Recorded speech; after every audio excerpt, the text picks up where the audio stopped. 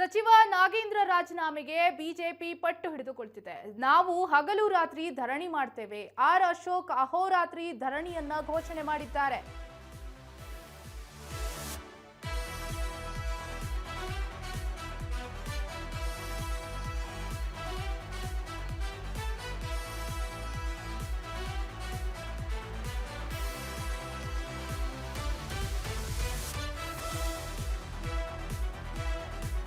ಸಚಿವ ನಾಗೇಂದ್ರ ರಾಜೀನಾಮೆಗೆ ಒತ್ತಾಯಿಸಿ ಬಿಜೆಪಿ ಪಟ್ಟು ಹಿಡಿದು ಕುಳಿತಿದೆ.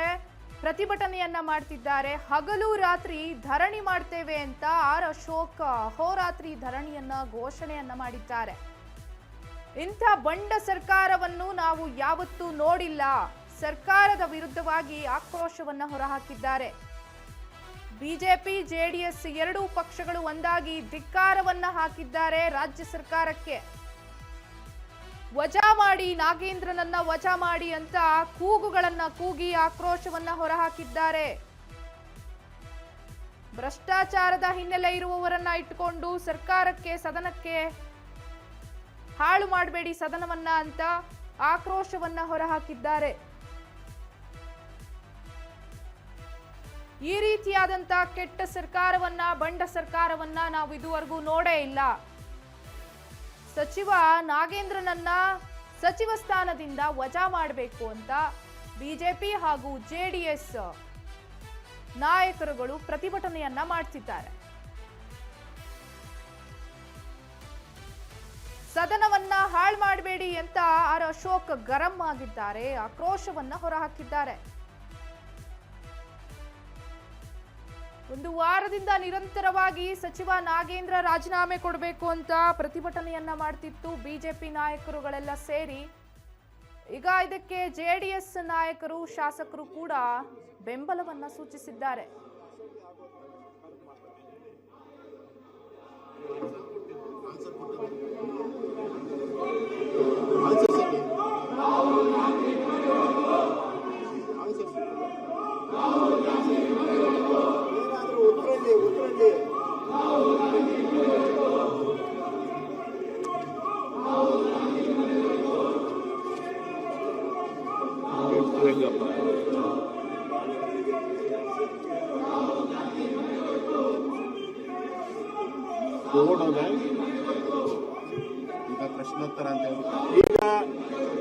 ಪ್ರಶ್ನೋತ್ತರ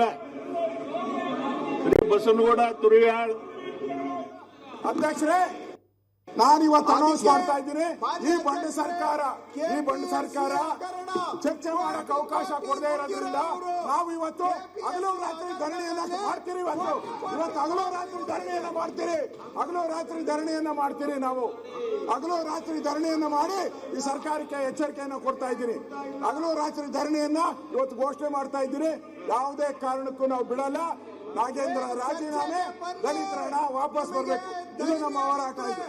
ಚರ್ಚೆಗೆ ಬನ್ನಿ, ನಾವು ಚರ್ಚೆಗೆ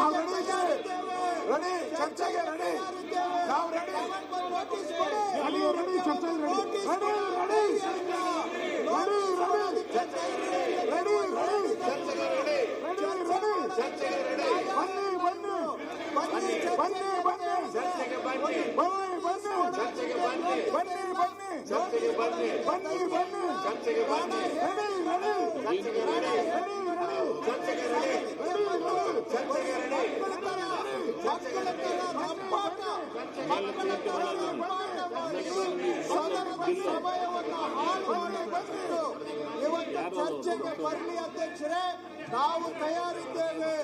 ಇವರಿಗೆ ಚರ್ಚೆ ಮಾಡೋದಕ್ಕೆ ಏನು ಇಲ್ಲ. ಕಲ್ಯಾಪುರಿ ಈಗ ಅಧ್ಯಕ್ಷರೇ, ನಾವು ಬರಗಾಲದ ಬಗ್ಗೆ ಚರ್ಚೆ ಮಾಡಕ್ಕೆ ತಯಾರಿದ್ದೀವಿ. ನೀವು ಚರ್ಚೆ ಮಾಡಕ್ಕಾಗತ್ತೆ. ರಾಜೀನಾಮೆ ಕೊಡಿಸ್ತಾರೆ, ಚರ್ಚೆ ಮಾಡೋದು.